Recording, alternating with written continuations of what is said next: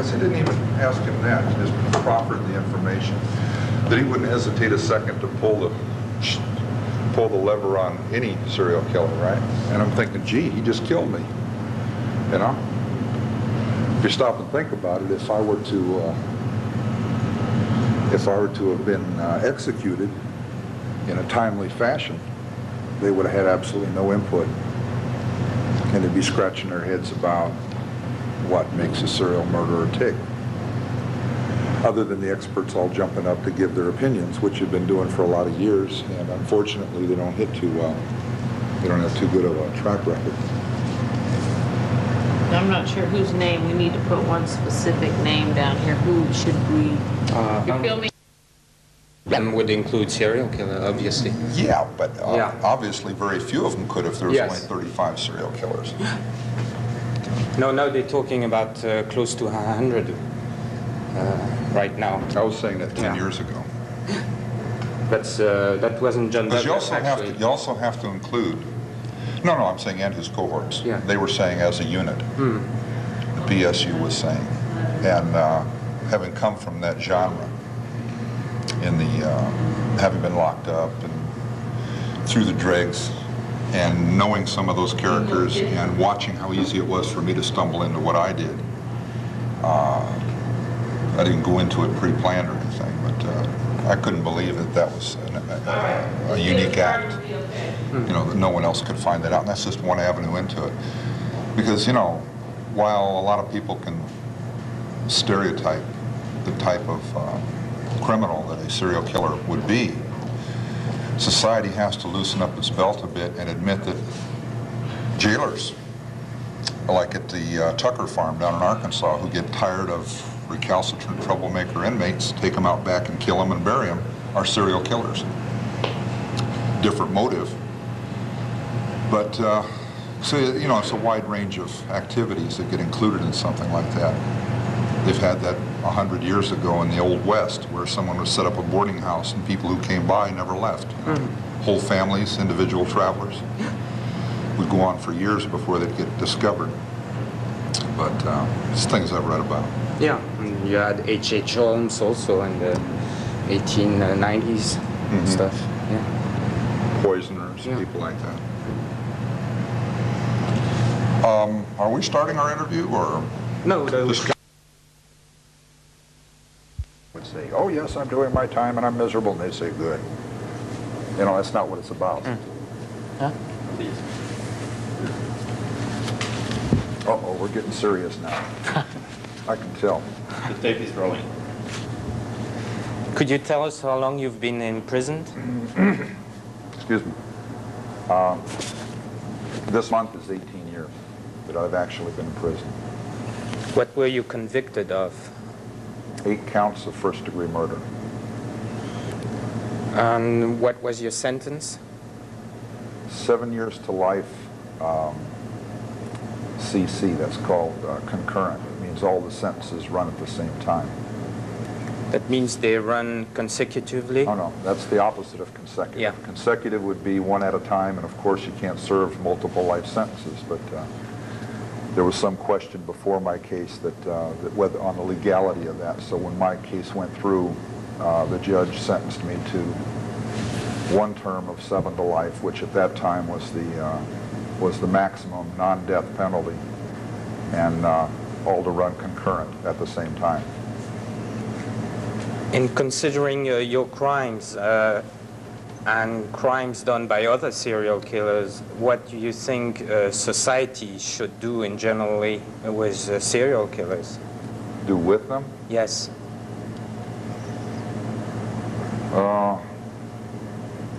It's a difficult question to answer from my point of view, because I'm obviously an involved subject. So it would, any answer I would give that would be other than the death penalty would sound very self-serving. I look at people who on the surface don't have any redeeming qualities whatsoever. They don't do anything or say anything or behave in any way that would make your average person want to save their life, want to keep them alive, and feed them and house them and clothe them for decades. But when I first came to prison, I had much the same attitude. It was a very defensive attitude, very self-preservative attitude, because those immediately about me were very much set on destructive attitudes toward me. So I put up screens, so to speak, to screen out those feelings. Excuse me, and those reactions to me. I'm driving your sound lady crazy here. Over. Also, when you feel you need to redo an answer, you can do it. You know, it's no I problem. don't have any problem with that now. I understand Yeah. the problems involved. I had to do a whole interview over once because the lady wouldn't check her audio tape recorder. I kept saying, you better check it and make sure it works first. Oh, I'm sure it works. 2 hours later, we're doing it all over again. She was ready to cry, I'm telling you.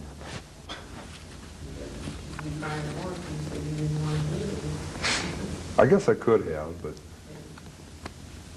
that was where the pen was mightier than the sword, right? The only interview I did back at the time of my case. This is just a little anecdote for you here.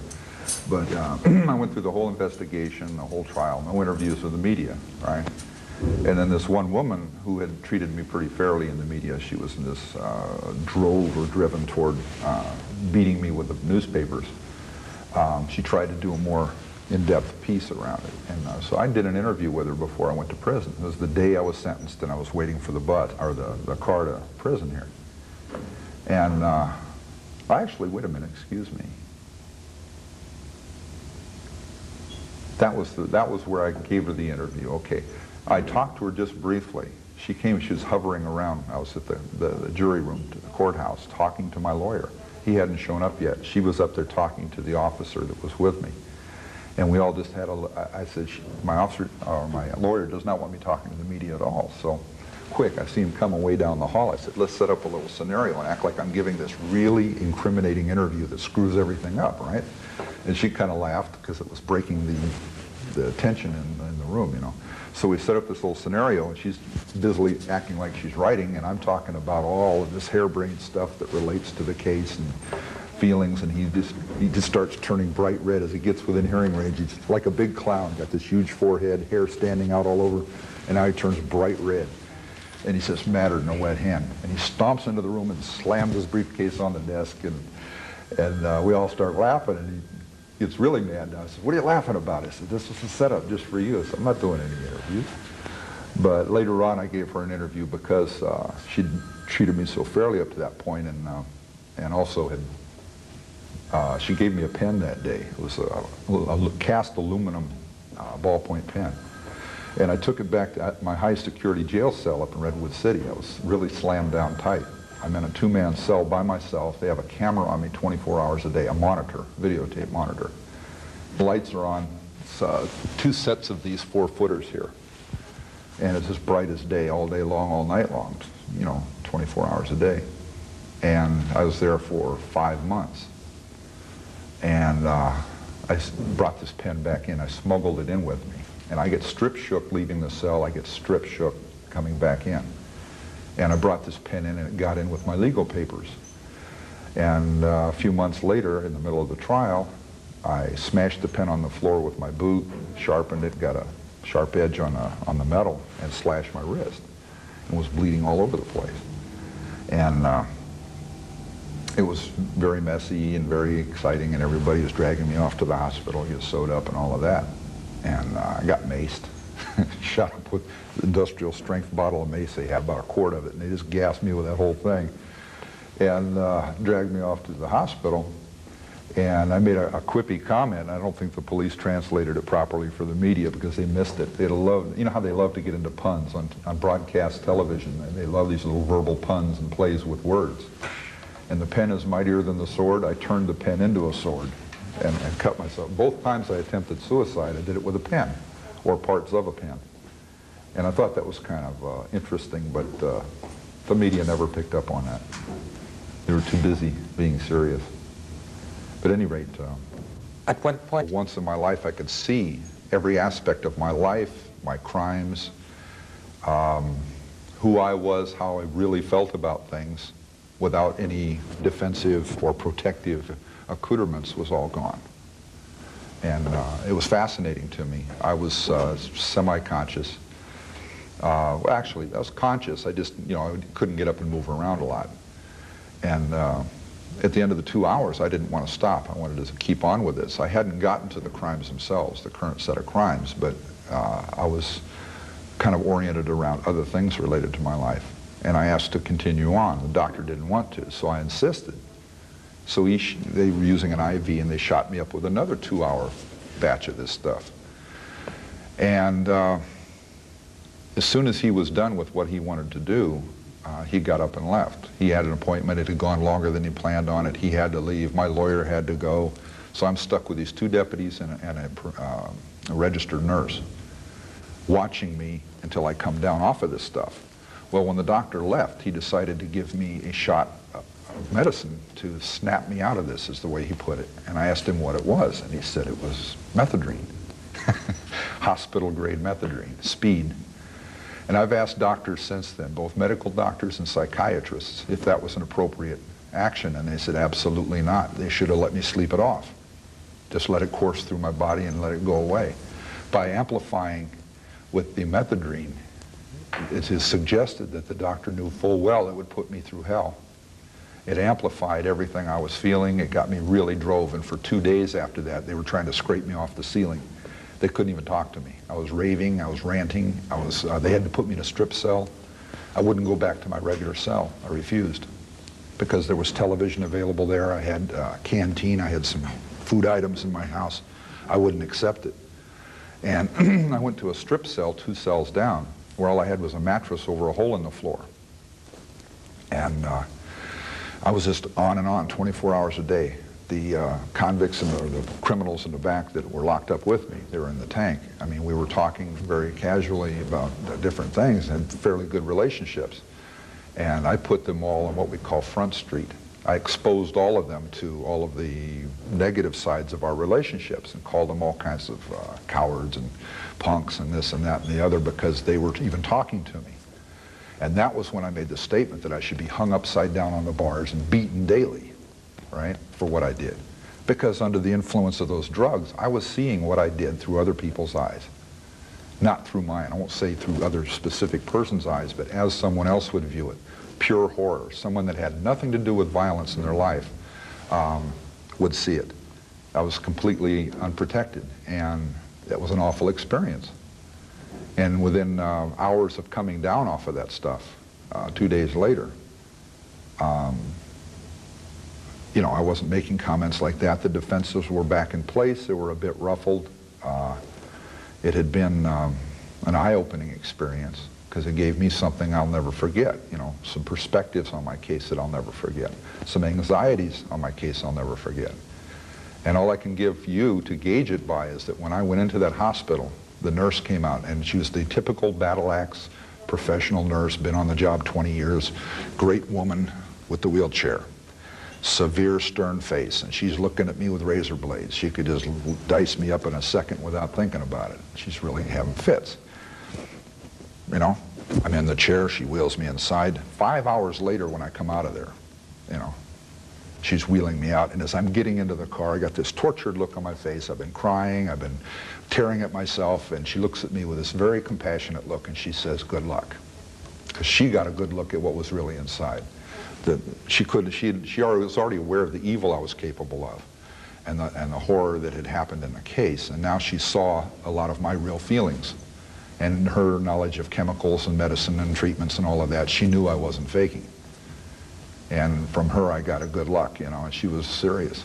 Never seen her since. But then ironically, the deputies that were stuck with me that day, trying to wait out this fit I was having, this rage, because they hadn't anticipated that. But they just tried to figure, well, we'll keep, he's so outraged right now, he's so drove, let's just keep him here until he calms down a bit, and then we'll take him back to jail. But I didn't calm down. It just kept going on and on and on and on.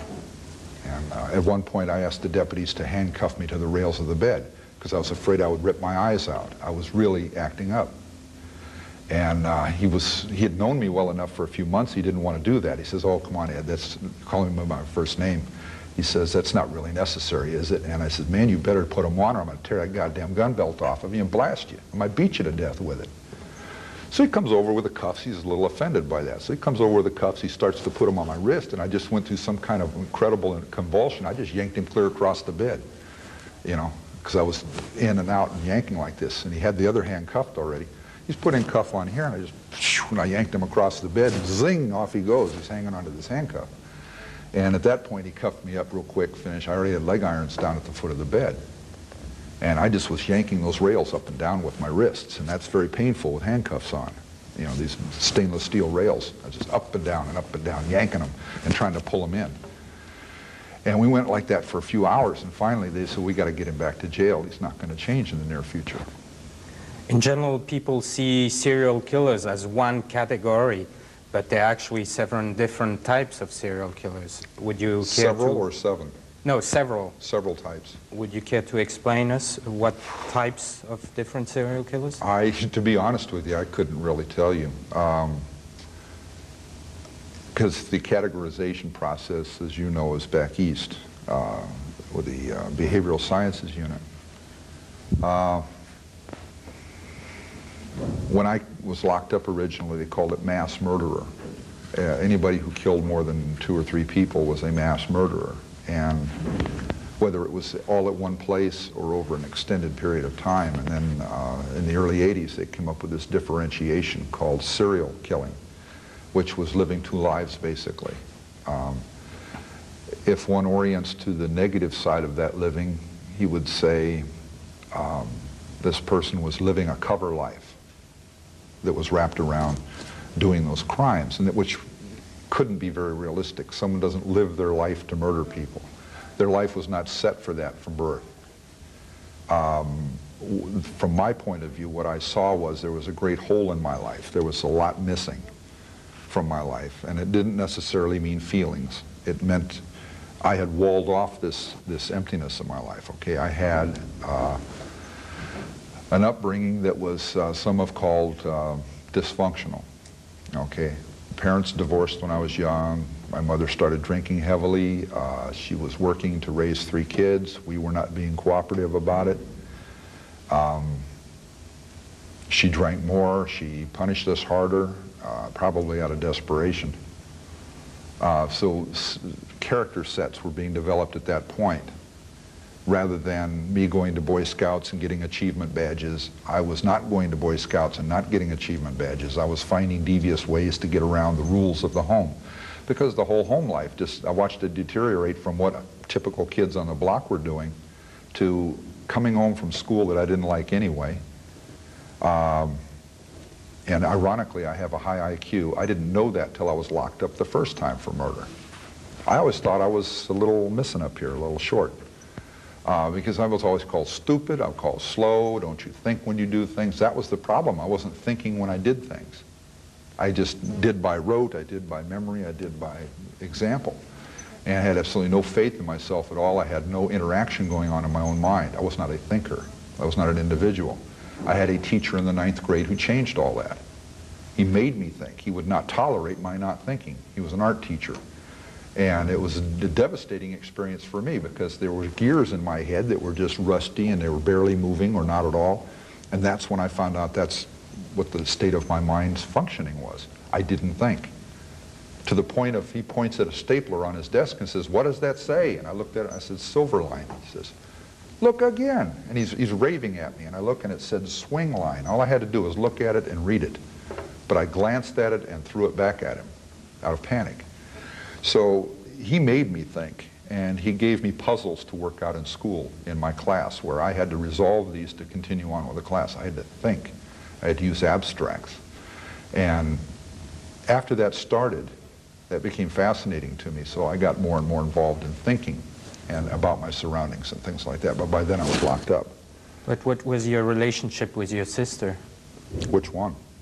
I have 2. Yes, the one you was playing strange games of death with her, with one of your sisters. My younger sister, yeah. My older sister was 5 years older than me, so she was off with her friends and in a distant relationship. My younger sister's 2 years younger, and I developed some morbid games. My life had started going that way at about 8. We lived in a house where there was a basement. Some people think there was a trap door on that basement. That's not so. That was a different house. It was a walk-in basement, but it was in Montana. It was a full basement, had granite walls, hewn wood floorboards, and it looked like some old dungeon out of a castle or something. I was 8 years old, 7 and a half, 8 years old, and then I was very susceptible. My imagination was very livid. And there was an old furnace in the basement that had been converted from burning coal to coal and wood to burning gas. And it had a central heating system with your typical radiators. And if you've ever lived in a home like that, you know the binging, the clang, the pop, the rattles, the weird sounds in the night that can be spooky to a kid. Well, at a certain time of the evening, the family left the center room, the living room of the house. My mother and my sisters, or my sisters themselves, would go up to bed upstairs, where I used to go to bed, upstairs.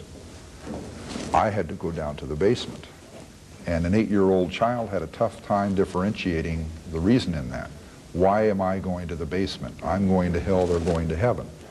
Earth is the living room. I'm going down to deal with demons and monsters and ghosts and all the things that scare me. They don't have to. There's a house with 3 women and 1 male, 1 boy, me.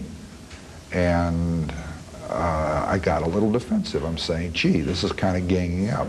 My older sister had a basement bedroom, okay, and it was a storage room that was about 18 feet wide and 35 feet long, okay. And it was a concrete room, no windows.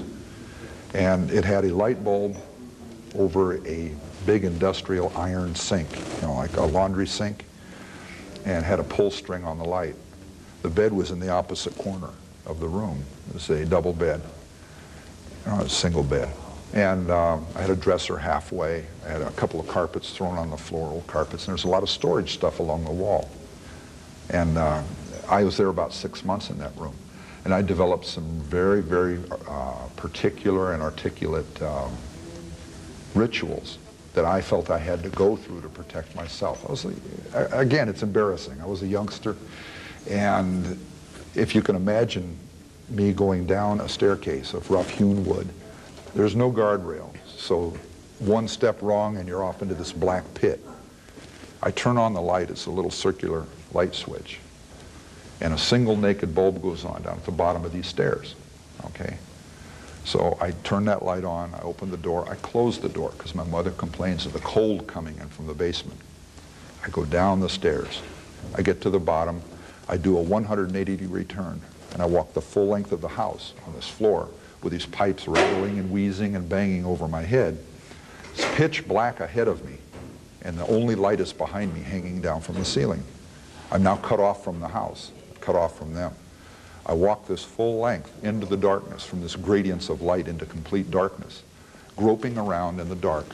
I do about a 45-degree angle when I get to the end. And I pull the string and it lights up this end. And then I'm supposed to walk all the way back to the other end, turn that light off, and now walk toward the light from the dark. And I've got this horrible terror going on inside of me. And this is every night. This is every day because it's pitch black down there, no windows. She didn't intend all of this. And when I sniveled about it, when I complained and I cried about it, I got smacked in the head. You know, what's the matter with you? Quit being such a wimp. And she, you know, she was trying to solve a problem. She had not enough room upstairs to where I didn't have to share a bedroom with a sister. I'm 8 years old. I need to go to the basement. And what were those morbid games that you played with your sister? Okay. Well, the one I remember someone talking about in a book was one that was playing gas chamber or electric chair or something. And we had this big old overstuffed chair up in my room. And it was not just my sister and I, it was my sister and I and a friend, a close friend. We got into all these games. We got into one game where we'd roll up in a rug, and the person who would try to get out of it is just like a large throw rug. And it was, I guess, what fascinated us individually about it is it was a completely, it broke up the monotony. I guess, of what we were doing. Didn't have a lot of toys to play with. We got bored with those pretty quickly, so we looked for things to do. You roll up in the rug and you try to get out, and the other two would leave the room, and we see who could get out fastest. You know, you try to work your way out sideways or scoot out the end of it or whatever, and we went from that to being tied in this overstuffed chair with cord or something, or pieces of sheet or sash or something, and went through this process. I guess that's back in 1960 when Carol Chessman was executed down in California. We're up in Montana. And so I got, there's a lot of media coverage on that because he was an author, he'd written books, they're trying to save his life, he'd not killed anybody, why are they executing him? And so that's, I think, where the fascination with that came in, that gas chamber effect.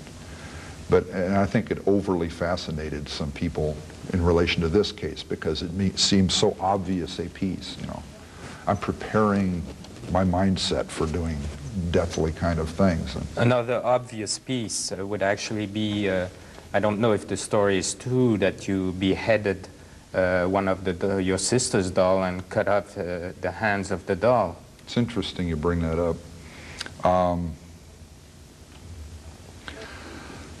I had a cap gun. It was by Mattel, right? Fanner 50, it was a very fancy cap gun. I got it in New York City. I went there for one summer with a cousin. And when I came back, my sister was kind of jealous, my little sister. For years, I never really put any value on what happened. Tried to, you know, figure out beyond the obvious what happened in this scenario. But I've since found it plausible to believe that when she was angry or jealous about something, she would fuel her attitude toward resolving something. She hated that cap gun because it came between us as brother and sister. It was something I had that she didn't have. That trip represented something she really wanted, she didn't get, and I did. But very soon after getting back from that trip, she got in an argument with me. It was over something really petty. She got really outraged. She picked up that cap pistol. I said, "Don't throw that." And she threw it right at me. Wham, hard. It hit the floor and my toe, and it hurt bad. But it broke the gun, the inner mechanism. It wouldn't work after that. I picked it up, I found that out. It wouldn't cock and pull the trigger anymore. And that really outraged me. So I said, "So you want to play like that, huh?" So I go running into her room. She says, "What are you doing? What are you doing?" She's shrieking and chasing me, right? So I run into her room and I grab up her Barbie doll. It was the one fancy doll she had, the Barbie doll. Everybody has one, right? She had a pair of sewing scissors sitting there and a sewing machine, a sewing kit. I grabbed the scissors out. The head didn't decapitate, it pops off. So I popped that off. I said, "Well, that's going to go right back on. That's no damage." So I took the scissors and I cut the hands off the doll. I said, "Here, now you got a toy that doesn't work too good. I got a toy that doesn't work too good." That was my attitude. It wasn't quite just me going and, dismembering her doll. Again, I think that's a little bit too quick an assignation. It's not me to judge these professionals, but when they look at me here on Monday morning after the football game and they say, "Gee, here's all these little parts of the puzzle," oh, this indicates what he was going to do. And if that's the case, I want to know about the teenage kid or the preteen kids and the puberty, the pre and post-puberty kids. They're going through these raging moods and attitudes that go out and kill neighborhood cats. They hang them up from a telephone pole or hang them up from a tree, shoot them full of arrows and set fire to them. I was reading about that in Deer Abbey. Where are those children today? Are they serial killers? Or are they police chiefs and mayors and aldermen and assemblymen? But I'm saying there are periods when kids go through very violent development into, potentially violent. They break things, they steal things, they lie, they go through these changes. Yet I've had these people, one or two doctors in particular who I won't go into, who very casually just slapped all these assignations on there and said, "Well, of course, if you run into a kid that's doing this kind of thing, you've got a developing serial killer, you better put him in treatment real quick and save his life," right? To a point, I agree with them, that someone who's acting out and has a dysfunctional childhood, or has just gone through a dysfunctional childhood and hasn't gotten violent yet, or is heading toward that direction, passive-aggressive. Violence was the last thing I exhibited, and then it was murderous violence. Okay? So sure, there's a lot of value in getting youngsters like that help to where they can find themselves and they can find value in themselves and they can find value in interacting with others, and they go in a different direction than what I did. But to just sit there and casually lay these, I guess that bothers my ego. I don't know, that these people have not worked with me year after year. The psychiatrists and psychologists I deal with are in a prison setting. They're there 8 hours a day. They have to deal with me every day. If I am their patient and I screw up, they can kiss their job and goodbye. I mean, they're going to be a lot of hell on them for not seeing this in advance and saying, oh, we should lock him up. He might be violent, right? And any psych out there, any professional out there is going to tell you, I think, that if they are going into my mind, into my past, into my feelings, that there's a potential there for acting out or getting uncontrolled or being violent, because they're stripping away the veneer of my civilization. They're stripping away the veneer of the protections of myself. And there's a lot of things that can come jumping out of there. And then to walk out of that therapy session into this kind of a setting, prison, where it's very violent, it's very aggressive, it's a distilled kind of medium that you might encounter on a street corner somewhere, the street corner thug or the street corner punk, or the alleyway where someone is going to take terrible advantage of you or put you in a terrible situation that you may have to be violent to get out of. That's this main line. I mean, that's where all these guys go. And I'm going to walk out of a therapy session where this man has been peeling my mind, so to speak, and getting into my psyche and my soul, and finding out what makes me tick, or trying to help put me back together, or help try to put me together for the first time. And then I'm going to walk out of that into this medium. That's not very conducive to good health. I'm aware of that going into the situation, so I'm twice as leery as the doctor is. But unfortunately, he's got all of these mindsets and these theories and these books he's read and that he's trained under, and I guess what has happened in my life kind of jumps out of the book a few chapters ahead. And the way I've experienced it, the psychs don't want to go that far. They don't want to come out there and work the pages back into the book so that I fit in there too, or my kind of criminal fits into there too. They kind of just stand on the edge of the book and they put on their feathers and they put on their paint and they get their rattles and then they hop around and they go into the witch doctor routine. And that I resent, and unfortunately so do they. When they have to put on their rattles and put their crosses up and say, ah, he's evil, get him away from us. He'll take advantage of us and he'll rape, pillage, and burn, right? So guess what? That's where I'm on the cutting edge of humanity. I find out now, and it doesn't matter that I find this out because I've already been cast out by society. So any things I find out or discover, or even beautiful little things I discover about the ability of the human spirit to heal itself, just to an extent enough where he can make friendships, he can form bonds, he can cry when someone dies of AIDS, or he can feel bad when a friend gets injured or killed by someone else. See what I'm saying? Or grows old and dies, unable to go back out to the streets because they won't let him out early and he's dying, that kind of thing. And the feeling that develops, it can develop hard, wicked feelings, it can develop some very tender and some very sad feelings. And then you're trying to deal with the widow of that man through the mail, the very restrictive mail procedures we have here. See, we're not supposed to co-correspond across these lattices of relationship. It's tough to deal with, but you know what? That's my world now. That's what allows me to be sane. Let's call it quote-unquote sane. That's what allows me to function as a human being, is not doing time with these incredible constraints that I've caused to be on me, right? It's living my life, right, with the limitations that I've caused to happen. Living my life is different than doing time, because then there's the ability to work into that picture positive things, giving things back, like working in the Blind Project, the Volunteers of Vacaville, where we read books onto tape for the blind all over the United States and sometimes in foreign countries. I participated in that program for the last 14 years. I started out with very, very little involvement, reading books, working on beat baseballs for blind sports, doing some clerk work, working on their newsletter, and different jobs in there. Become the reader supervisor, teaching guys how to read the books onto tape. And all the way up to the point where I became the inmate coordinator, which is the lead man there. It's the guy that's in charge of making sure everything works right all the time. And when I first went into that activity, they were saying there were things I could never do. To ask you a question about your interview, did you see a trophy case when you came in? Yes. Out in the foyer, there's a trophy case. Take a look at it. There's several trophies in there, and a couple of them have my name on them. And the reason is, I'm asking you that, there's a big 40-inch trophy in there. It's a triple-tier trophy, very impressive looking. That's the Volunteer of the Year Award, okay?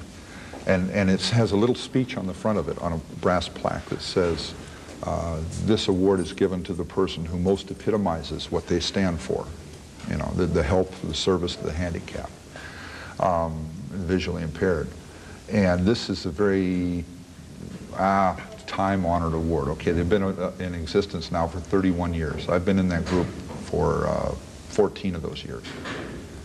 And when the first couple of years I was there, I used to like, the trophy case used to be in the Blind Project, okay? And I used to walk up and I'd look at that trophy, and I'd never had a trophy in my life. I'd never had a ribbon, I'd never had a plaque, none of that stuff. I'd never tried for it. And well, you had the Junior Chamber of Commerce. Okay, yeah. From actually, Atascadero. I forgot. They don't call that though. Oh, yeah. They had to get rid of that name because the Chamber of Commerce took offense to that. JCs. Yeah, United States JCs. And at one point was the youngest JC in America because I was 19 when I was put in as an associate member who couldn't vote. And by the time I was 20, I was on the board of directors. Yeah, okay. No trophies, no plaques, anything like that. I got some certificates. But that was, again, that was in the institution. That's where I'm learning to achieve. I developed a better image of self and those around me, and I really started cooking. I started doing things, real positive. I felt good about it. And that continued on to the streets. I went to the JCs on the streets, but as my relationship, I was paroled to my mother, okay? What these experts don't notice in the picture, I haven't seen it in writing anywhere, it could be somewhere, that when I was 14 years old, I ran away from my mother. They mention that. But if you look at it in the overall picture, why did I run away? I wanted to be with my father.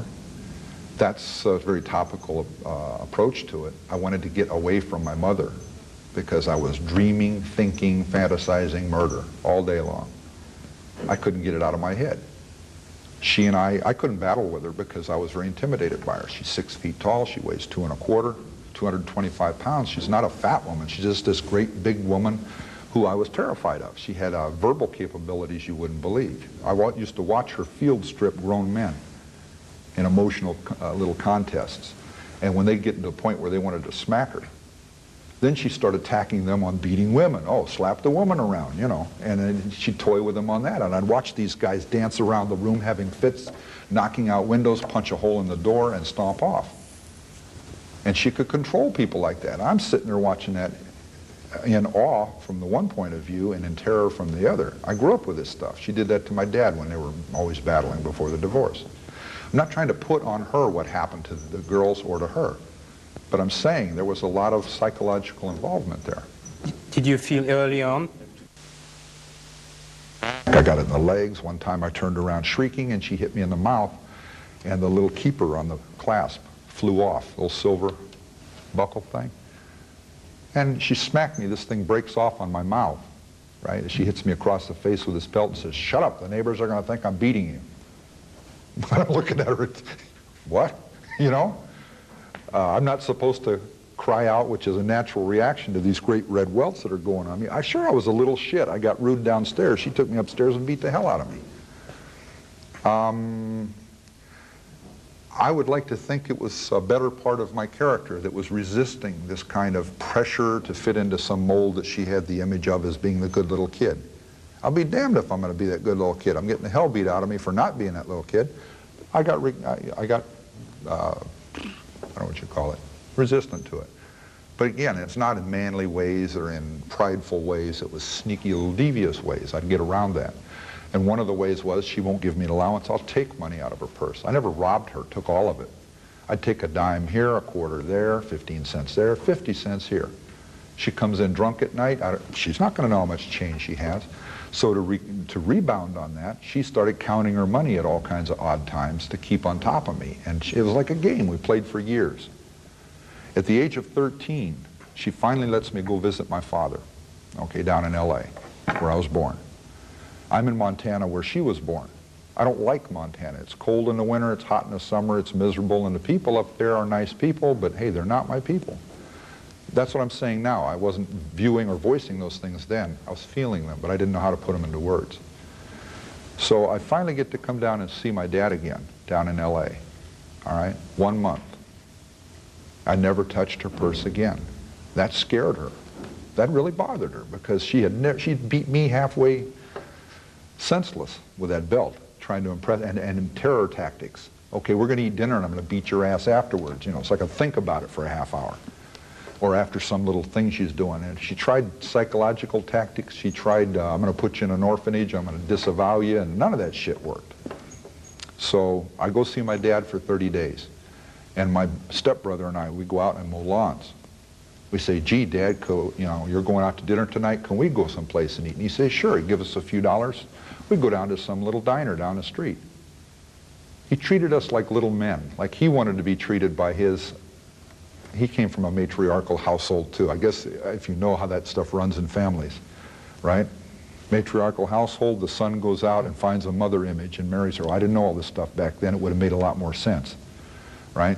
But I got this domineering grandmother on my father's side. I got this domineering grandmother on my mother's side who died before I was born, but now she's reincarnated in my mother and her sister, my aunt. They're two very domineering, very aggressive, very successful women.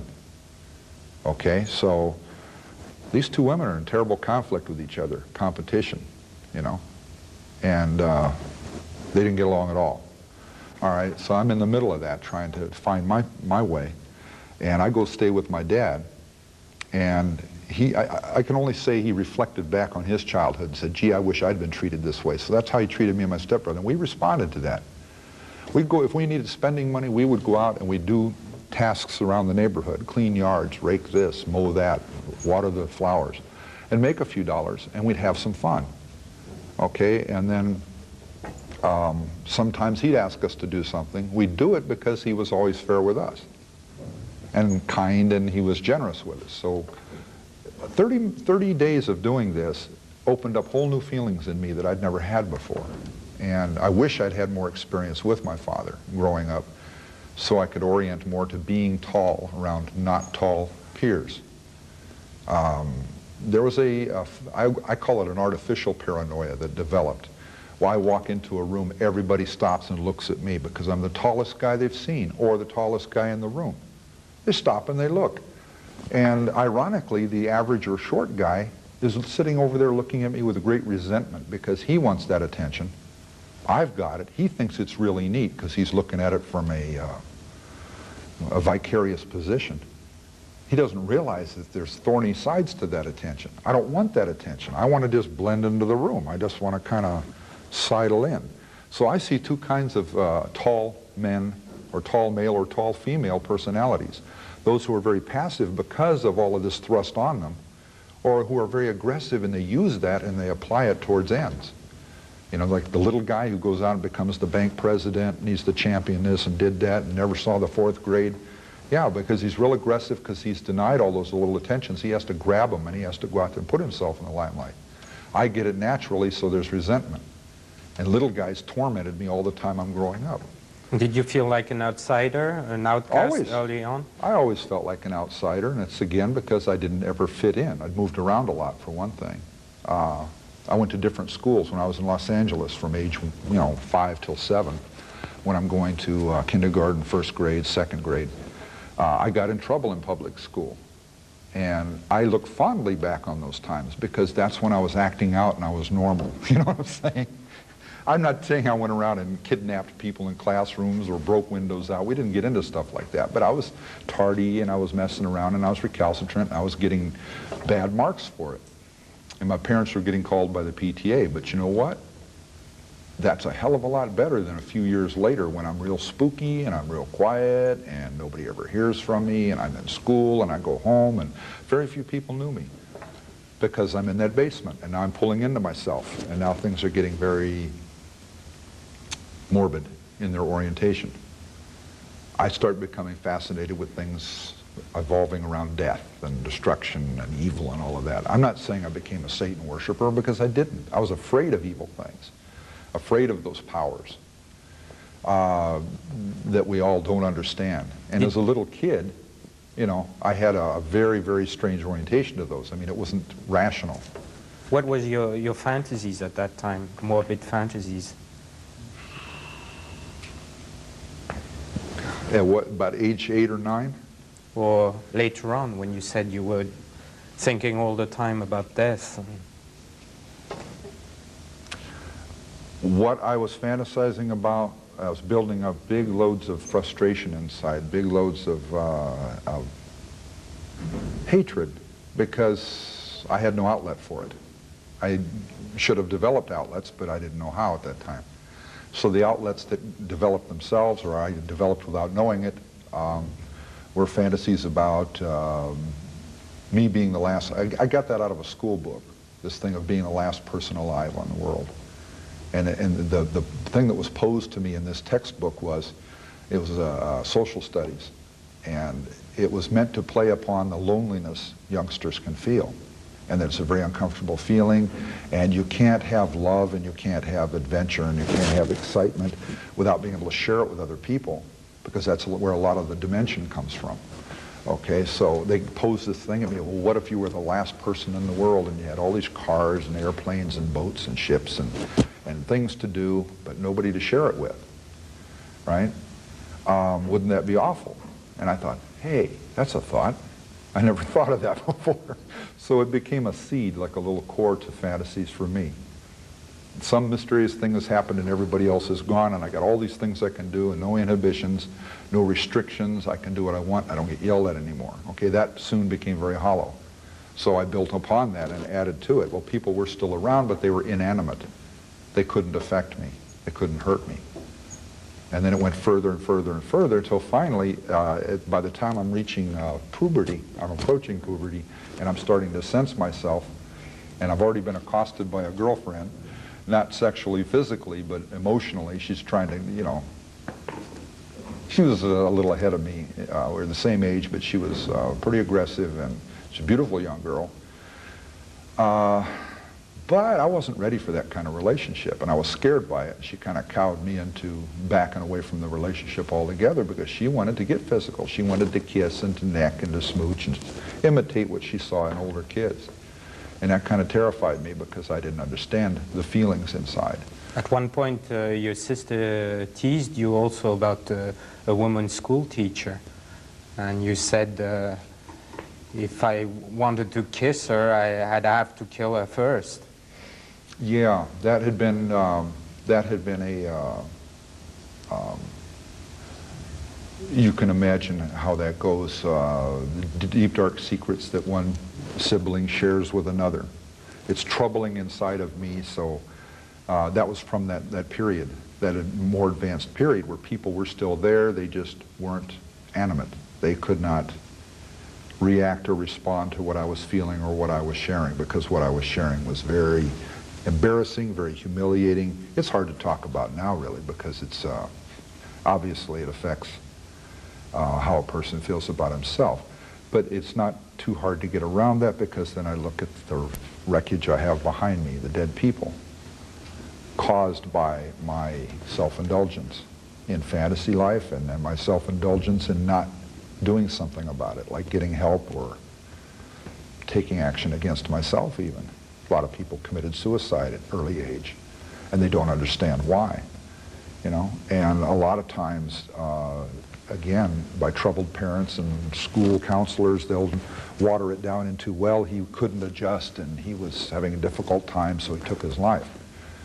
I would not want to say too casually that they're probably pretty lucky he did. Not in every case, not even in most cases, but in some of those cases, you might have had some very inwardly violent young people that they had, on the one hand, the prospect of they're about to act out, and on the other, in a very violent way or a very unsocial and socially abhorrent way. And on the other hand, they keep holding it in, you know, and they say, I can't do that. So they, you know, sometimes they kill themselves. I played with death. One of my favorite tricks back then was to go out and lay in front of in the cars, in the traffic. I'm walking down the sidewalk with a friend, you know, it's a roustabout friend. And we're clowning around about something, and I'll say, hey, check this out, and I'll go lay in the street. Like a stiff. I'll lay in the street like I got run over. And a car comes driving by, and of course I'm expecting this guy isn't drunk. I'm expecting this guy isn't slightly demented and say, hey, there's a kid laying in front of me. Yeah, it's his fault. Thump, thump, you know, and just shift gears going over me. They always stop, and they jump out of the car and get all upset when I get up and walk off or run away. And, but it was a little game we played. He didn't go lay in front of the car, so I was doing that. You know, I laugh now because it's embarrassing, but it indicated, I think, how little I thought of myself. I think it indicated that a part of me would rather I got run over right then than I pursue what I was continuing to pursue in my life. Because, you know, looking at myself and how I was developing inside, nothing good could come of that. And you had also a great admiration for John Wayne at the time. He looked a lot like my dad. And he acted a lot like my dad. My dad was kind of a big, loud guy. Actually, John Wayne was 6'4", had very little tiny feet. My dad was 6'7". He had little tiny feet. And you notice how comedians, when they imitate how John Wayne walked, there's this rambling thing with the hips waving, and they always do this trick. You ever wonder why? He didn't just pick that way to walk. I found, quite by accident, that very big men with very little feet, who have abnormally small feet, have a tough time balancing, and it's a little balancing act they're going through. I went to Grauman's Chinese Theater after it was renamed, and I went and checked all those different footprints out, and here I'd grown up as a kid, not a very tall kid looking at other people being like this, much shorter than me. In my mind's eye, it was all balanced, and when I saw pictures of other kids in me, or other people in me, and there's this great difference. It was always shocking to me too, because I never saw it that way. But here I went, and I watch all these movies and TV programs, and I see these people as being bigger than me because I'm a youth. And then I go to this physical exhibit where it shows their foot size. And I step on John Wayne's boot print with his cowboy boot, and my shoe completely covers it over. It's gone. When I was 14 years old, I had bigger feet than he did. You know? When I was 14 years old, I had bigger feet than my father. I was 6'3½", he's 6'7". He works on a construction site as an electrician. I'm going to junior high school. We go to Kinney's. We get the same kind of Oxford shoes, black Oxfords. I wear a 14½, excuse me. I wear a 12½, he wears a 12. All right? In the mix-up of getting up and going to work and going to school in the morning, he comes running around the house looking for his shoes, he grabs mine. I can't find mine, so I go running around the house and I grab his. And all day long I'm walking around with these pinched feet. I got blisters developing. He's flopping around at work, half a size too big in his shoe, and he says, God damn it, got my kid's shoes again. And they're all saying, gee, Big Ed, you know, your kid, you got his shoes on and you're flopping around in them? And he thought that was great. Well, that was a big laugh, right? Hey, I was kind of proud of that too, because it's following in Father's footsteps. When I was 14 years old, I put his old Army jacket on, his Class A uniform. I put his jacket on, and if I had pulled my shoulders forward, I would have ripped it right up the back, because I had broader shoulders than he had. My head's larger than his is. I have a very large head. I wear an 8 3/4 helmet for a motorcycle. 8 3/4 is very big. It's hard to find a helmet like that. And actually, what's strange is that another serial killer from Santa Cruz, Herb Millen, grew up hating John Wayne, actually. I wouldn't blame him. I was in a jail cell right next to him for months, and I was in prison up in the hole here in the lockup unit for going on 3 years with him, about 2.5 years. And at one point I got him a job in the kitchen. I was already on the kitchen crew, and the sergeant pulled me aside and asked me to talk to the guys about him coming on the crew, because he'd alienated a lot of the guys and they were afraid there'd be violence. So I talked to them and there was no problem, so they brought him out to the crew. He worked a few months, and he goes to the main line. I'm still sitting in the hole saying, geez, what happened here? And, you know, I knew Herbie. And I don't call him Herbert Mullen. And of course, I don't call myself Edmund Emil Kemper III either. I never heard that in my life until I was locked up for murder, right? But little Herbie was, when I met him in Redwood City Jail, okay, our first meeting was I bumped him out of the priority cell where they could look from the office and see through the steel door, the glass in the door, and see him physically, or they could watch the monitor and watch him. He got bumped next door. There was a shower in the priority cell. Never had to leave the cell. For him to shower from the other cell, he had to go out into the main area. They had to lock everybody in one of the, I guess you call them tanks. They moved 15 guys, 30 guys out of the tank into the activity area. They'd walk him around into their tank. He'd shower. He'd come back out. And all the way over there and all the way back, they're catcalling him. They're calling him names. They're yelling because he caused them great interruption in their day, right? He resented that. He got bumped out of the priority cell into a non-shower cell. I got the shower cell, right? So he wasn't too friendly at first. And I'd say, excuse me, Mr. Mullen. I says, do you have a bar of soap? There's no soap over here. He took it all with him. He had no need for it, but he took it with him. And he'd say yes, and I'd say, well, can I use a bar of it? He said, no. And I'd say, oh, I got one of these little shits here.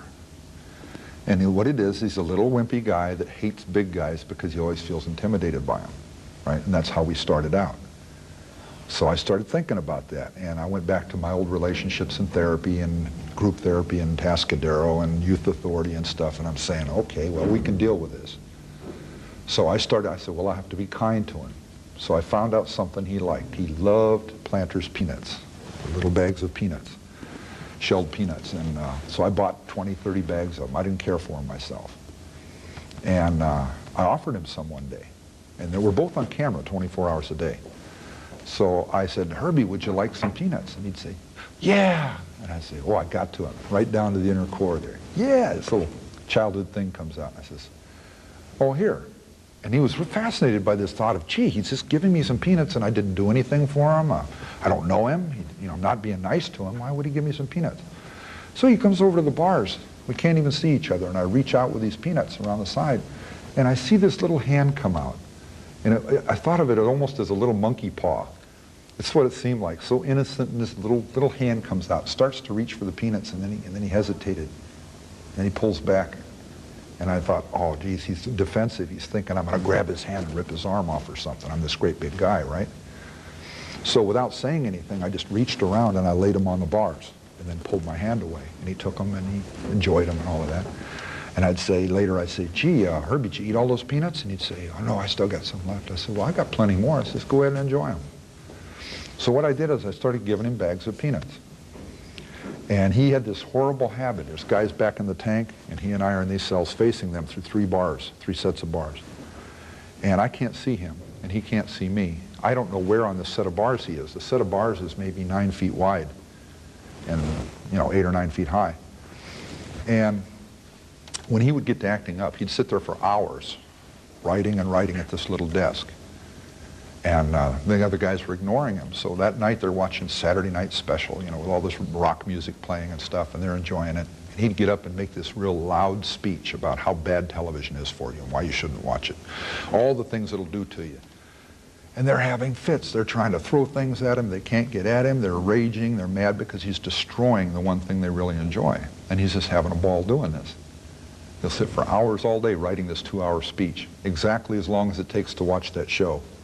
So he'd also sit over there and sing these horrible songs. He couldn't sing a lick at all. And he's singing these horrible songs. And one time I was in the car coming back to Redwood City, and the cop got so upset at the singing he's doing in the back of the station wagon, he turns around with his can of mace. He says, I've had it. Get out of the way, Kemper. And I'm saying, hey, wait a minute. You're going to get me with that stuff. He's trying to mace the guy in the back of the car because he won't shut up. And he's trying to get him to shut up. And the guy just ignored him. He had this way of really getting in people's nerves. So he'd pull these little stunts, these horrible songs and the speeches and things. And I'd say, Herbie, why do you do stuff like that? He says, oh, I have a right to do what I want to do too. And yeah, okay, right. So I started this, what they call just real basic behavior modification therapy. Okay, I'd had a little bit of psychology study. I'd worked in the psych testing area in Atascadero. I knew some of these things. So I set up a very basic and very essential, just bare minimum behavior experiment, behavior modification, right? You reward them when they're good, you punish them when they're bad. And if you're absolutely accurate in when you do these things, quick punishment when they do bad and quick reward when they do good, supposedly this is supposed to attack you at a subliminal level, a subconscious level, and you don't have a lot of control over your reactions, that it would improve your behavior essentially. And then they have these great elaborate experiments like in Youth Authority when I went through, where they try these things. So what I did is when he was bad, I'd get a cup full of water in a styrofoam cup and I'd reach around and I'd throw it on him. And it's embarrassing, and it also gets his papers wet, and you know.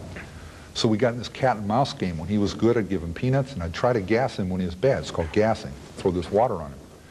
And he'd duck all over the house. I couldn't figure out where he was at, so I kept missing him. So what I did is I waited one day till I knew he was asleep, or I suspected he was. And I called one of the guys over to the bars from the place in the back, the tank. And I went like this. I went, and I says, and he reads it, and he says, and I said, shh. And I called him over to the bars, and I said, hey, I said, I want to work something out where I can get Herbie with these cups of water, and he can't figure out how I'm doing it. And I says, I just thought of a way. And he says, what's that? And I said, I want you to set up a grid on the bars where you're at. Put a little piece of string or a little piece of plastic or a little, something he won't notice. Count over how many bars there are on his cell front, and from the wall, go over that far on your set and set up boundaries. And then when I give you a signal that will be a hand signal, very casually walk over. Don't look at me, just casually walk over and drape yourself on the bars where he's at, so I'll know. And if he's back away from the bars, go back that far and position yourself so it's a grid, it's targeting grid. So he would do this, and Herbie'd hear me turn the water on, or maybe I'd have some already set up, and I would reach through the bars and I'd blast him. I got him every time. And he couldn't figure out how all of a sudden I got so accurate, you know? And it was without fail. I'd get him with that water, wham. And, you know, it's embarrassing, and everybody's laughing back there, and good shot, Ed, and all that stuff. And then I'd ask him if he'd do something, or hey, can we do this, or whatever, you know, and he'd participate in something with me. I'd give him peanuts. When he's bad, he gets blasted with water. This went on for 2 or 3 weeks. And he actually got away from the bad behavior when he said, hey, I want to sing. And I says, well, hey, guys in the back, do you mind if he sings? Oh, we don't want to hear that shit, man. I said, hey, you want to hear it now, or do you want to hear it tonight when you're watching the show? Yeah, okay, so go ahead, Herbie, sing. What did you sing? And he'd sing for 30, 40 seconds, and then he'd get bored and say, gee, I don't want to do this anymore. You know, because the fun was gone out of it. But the point is, it got a handle on his behavior. And the cops are watching this. The deputies are on camera watching me. I mean, they're on the monitors watching every move I'm making, right? And they're fascinated. They're watching this thing going back and forth with me and Herbie. They're not involving themselves. They're just watching it. And after a while, one of them came in and said, Herbie is completely cooperative now. He's not messing around. Because I've been, as we're talking, these little frictions out between he and I, I'm showing him some insights into why people don't like him. I'm showing some insights into what his behavior is causing in them. And he had realized by that point that it was just, he's reacting to how people are reacting to him, and it's just a self-perpetuating thing. And it was the only way he could get out his negative feelings. And I said, well, why don't you pose on the positive? Focus on the positive instead, and the negative will go away. I don't think anybody ever did that with him before, because he responded real well to it. And later when we were up here in the hole together, and we weren't even supposed to be together. They didn't want us together, but we were up in the hole together. I was the only guy he could talk to. A lot of pain inside, he had a lot of anguish inside, he had a lot of hate inside, and it was addressed at people he didn't even know because he didn't dare do anything to the people he knew, because he was aware of all of the structure around that, and that would be the end of his life. And so I started, the way I found out about these things is I would pose little comments or questions aimed at him as we're sitting up there on the tier, on the concrete floor, sitting there against the wall, talking to one another. And I would say, how did you feel? You know, what did you, when you bought that little Saturday Night Special 22, I says, did you ever go out shooting with that? You know, just target shooting? He says, well, not much. And I say, well, try this on. You loaded it up, you went out, you set up bottles, you set up cans, you set them around in little areas right around close, and practice shooting them real fast. And he looks at me all shocked. He says, how do you know that? And I said, because that's what I used to do. And those were people. Those weren't cans and bottles. And you never told anybody. So he got all fascinated about how I was able to read his mind and stuff. I wasn't. I saw a kindred spirit there, somebody who was doing something very similar to what I was doing as a child. He went to mental institutions and he went through these processes where these doctors told him what was wrong with him, and these doctors treated things that they decided were wrong with him, and he just sat back very passively and went through these treatments, and they had almost no effect on him because he didn't dare say what was really going on in his head, because they would cast him off somewhere. He'd be totally separated from the human race, and there were certain things he and certain things I enjoyed in being in the human race and being part of the human race. We weren't willing to let go of. So that was that little desperate hanging on. So here comes these professionals saying, oh, this is wrong with you, little lad, and this is wrong with you, and we're going to fix this up, and okay, I'm well, and yeah. Goes out and buys a gun and starts killing people. And I talk about what happened when he killed those people. Oh, they fell dead. And I said, no, they did this, they did that, they gurgled, and some of them kept moving like you hadn't even shot them, and you shot them again. And he says, how did you know this? You weren't there. And I says, I know. I never told anybody that. I know. I was there on my own trip. I know what happened. Herbie, don't give me that bullshit about earthquakes, and don't give me that crap about God was telling you. I says, you couldn't even be talking to me now if God was talking to you because of the pressure I'm putting on you right now. These little shocking insights into what you did. God would start talking to you right now if you were really that kind of ill, because I grew up with people like that. Where? In a maximum security hospital for the criminally insane, adults. I was 15 years old when I went there. To go back before that time, when you ran away from your mother and went to your grandmother. No, went to my father. Yes, but afterwards, yeah. When you went to your grandmother, you were 14, I think. Mm-hmm. Why did you feel you had to kill her? That was an outburst. It wasn't felt I had to. I went up there hoping.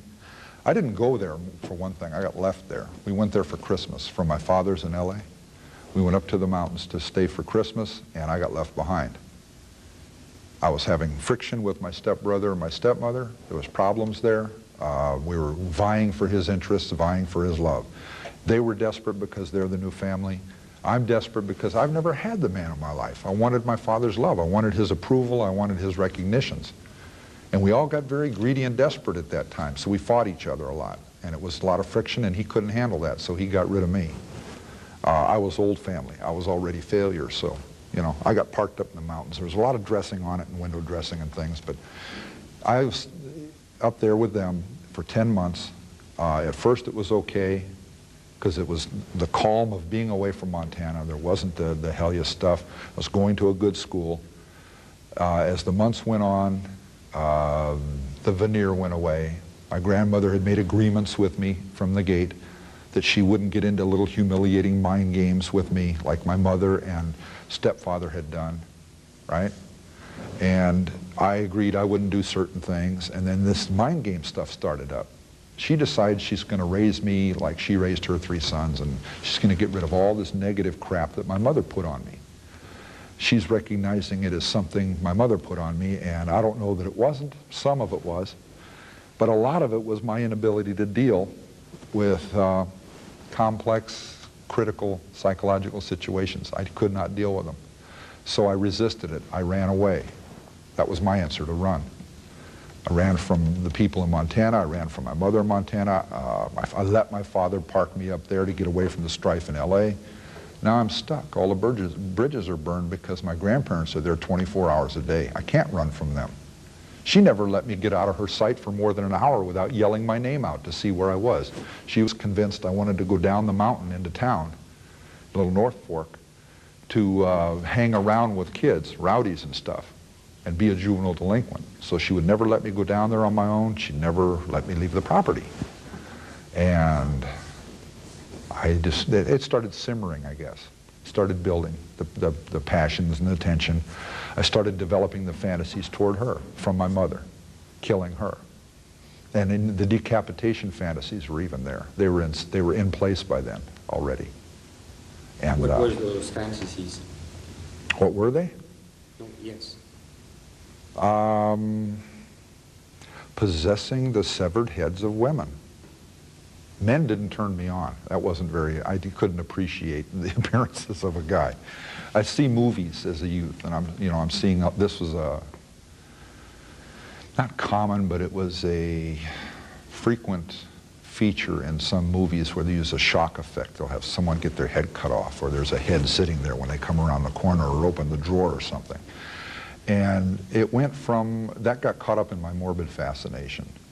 I made a comment and someone wrote about it that that when I was young, I was about 8 or 9 years old, I went to this little come-on. It was like at a record store or something, and they had this crowd of kids there, and there was a magic show. And this guy, you've probably seen it, the fake guillotine, hand pressed, and they put the potato there, and someone puts their neck in the brace, and they slam this thing down, and the potato down below chops in two, but the person's head doesn't fall off, right?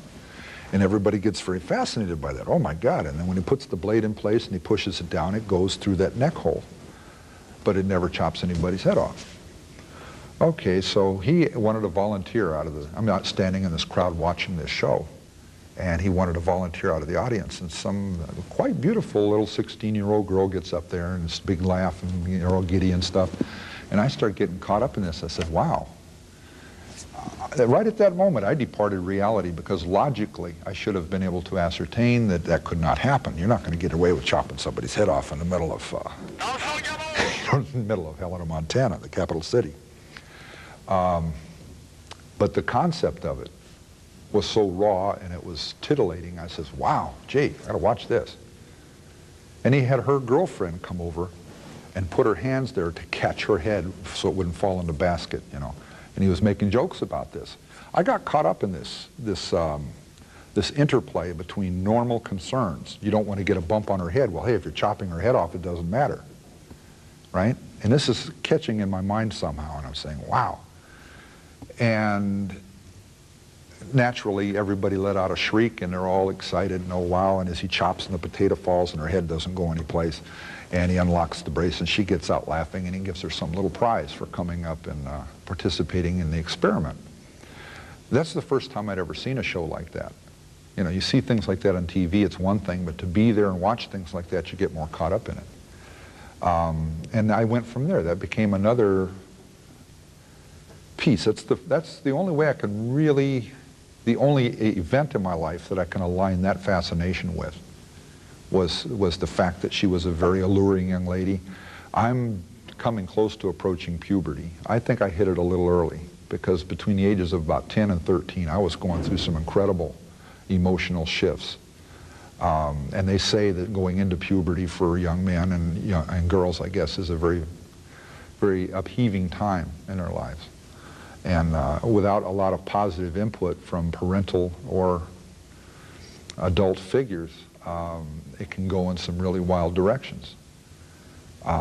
In my case, it was embedded in this negative orientation thing. I would go back to my basement bedroom and I would fantasize to protect myself.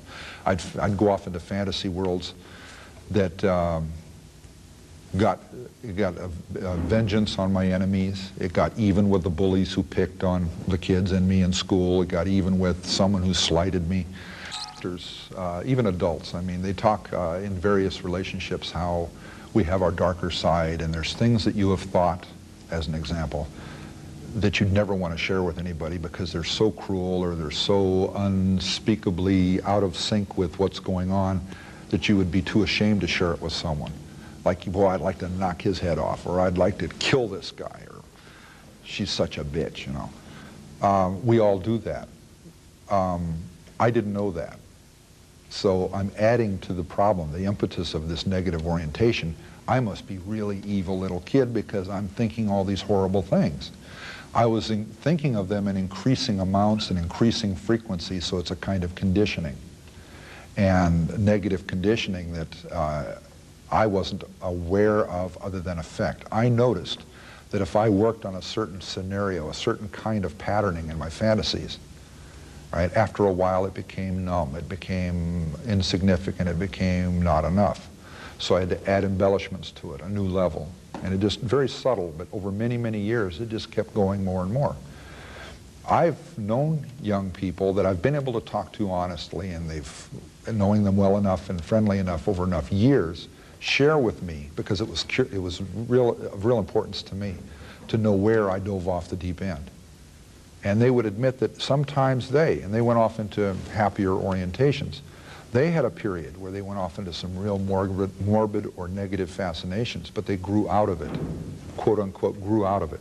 It stopped providing a service that they needed. It stopped filling a hole or a gap, or let's say an adult came along and started sharing something with them or showed them a new avenue of acting out that completely obliterated that need or vacated it, and they let it go. I didn't. The adult wasn't there. My mother was there, and she was there to beat me. She was there to humiliate me. She was there to use me as an example of how inferior men are. And that was a great little lady there. She kind of preceded this female movement we have now of getting rights, of getting equal rights, of getting equal standing, of getting equal presence in various theaters. But actually you had experimented... Oh, I was finding out the hard way what women's rights and women's antagonism. I mean, women are drove about things like that. They get upset about the belittlements they get and the lack of equality that they have, that they experience. Unfortunately, my mother developed, and it's not fair to talk about a dead person that way. They can't defend themselves. They can't give you another perspective on what really happened. I can only surmise to try to be fair. Looking back on it, I'm seeing that she was making an effort to balance her pain with what she was experiencing. And if you look at her dad, he's a wimp. He never did anything. Mom did everything, you know, so she orientated toward her. So she comes out doing that stuff. I find out in sociological studies and psychological studies, that's normal. Not necessarily healthy, but that happens. And my dad, being the wimp out of his family, goes and finds my mom, who's the dynamo out of her family, and they get married, and it'll either work or it won't. And in his case, it didn't work because she kept hammering on him. She wanted him to change this. She wanted him to change that, and he couldn't handle that. After 13 years, he'd had enough. What I resented was I had a mother, I had a father. Father worked, he brought in a big paycheck. We had a nice house, we had friends, we went to school, right? We had birthdays, we had Christmas, we had vacations. He had Saturday night with the poker buddies out in the guest house by the garage. We were living pretty good. And she absolutely hated that. This stereotypical response of this deadhead, this muttonhead she's married to, of wanting to go out and play cards in a smoke-filled room, drinking beer and with these old war buddies. See, I had another problem. My father was in the 1st Special Service Force in World War II. They did a book and a movie called The Devil's Brigade. He was a combat sergeant in that group.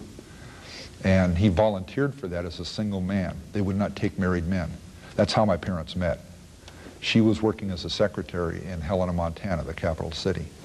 He's a few miles out of town at an old, retired, closed-down cavalry fort for the U.S. Army that was reopened as a secret base for these guys to train out of at Fort William Henry Harrison, just outside of town. They got to know each other.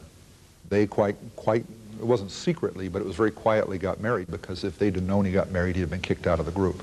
This is what was described as a suicide brigade. 5,000 men trained in all these devastation ways, right? He goes off to